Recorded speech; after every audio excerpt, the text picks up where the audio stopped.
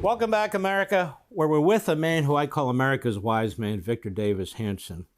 We're good friends. I really appreciate everything Victor writes and says. It's so important. So, Victor Davis Hanson, my question to you is this. You're familiar with the long list of presidents that we've had, the great ones, sort of the average ones, and the worst. At this time in his second term of his presidency, where would you put Donald Trump? Well, I think he's in the top 5 because he's not waging a revolution as he's accused. He's waging a counter-revolution. He's trying to, it's just not politics, Mark. It's the border, it's the economy, it's the culture, it's the Smithsonian, it's PBS, it's NPR, it's the university. I don't think we've ever had a president that looked at 360 degrees and said the country needs to be brought back radically to the middle or it's going to be destroyed. And he's done that in the first 10 months in an extraordinary way. Part of it is he learned from his first term that as he didn't look at the resumes. He said himself, he came to Washington, he wasn't familiar with it.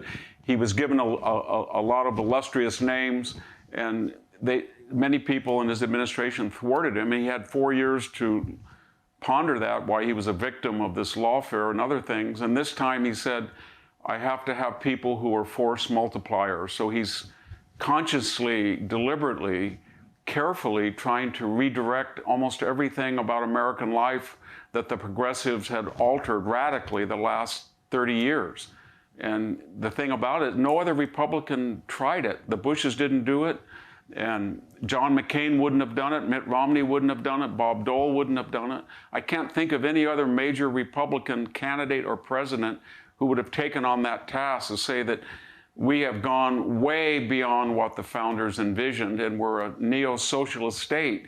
And Republicans said, well, we can alter it, we can slow down the progressive project, but no one said that we can stop it. He did. I think that's so important what you're saying. And isn't that why the resistance is more aggressive than anything we might otherwise imagine? That is, the fight over deportation. The Democrats thought they had that nailed down, could create more congressional seats, can get birthright citizenship, and be really a one-party system pretty much for the rest of time, like they've done to California, they've done to Illinois, and they've done to other states. And he put his foot down and said, no, you look at across the board how he's pushed back. But as you point out, he's gone into the culture.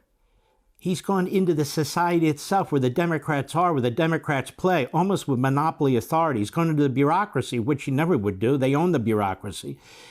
It's not that he's turning things upside down and inside out. He's pushing things back, as you say, through a counter-revolution for normalcy, right? Yeah, he's saying that it's not enough just to address the political revolution that the Democrats and the left wage. He asked a more fundamental question: where do they get this power to do this? Because the issues that they're running on and they champion do not have public support.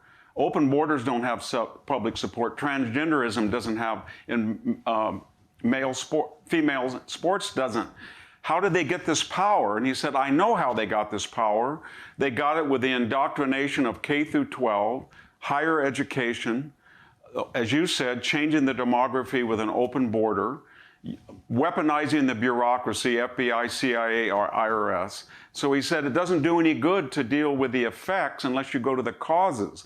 And that's why the left went crazy. They said, well, we don't have any power in the House, the Senate, the Supreme Court, and the White House, but we have all this other power that will regenerate that political power as soon as, when we kick in 2 years. And now all of a sudden they said, oh my gosh, Donald Trump is addressing how we form propaganda, how we create bias, how we create all these dogmas that the people don't want, and we push it down their throat to these institutions.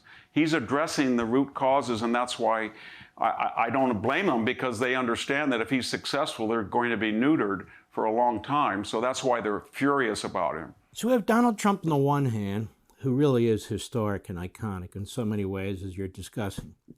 And then we have the Democrat Party that has moved further left faster than really any time in that party's history, adopting foreign and alien ideologies, whether it's Marxism, Islamism, all these isms. and trying to impose them on the nation, city council by city council, mayoral race by mayoral race, and even at the national level.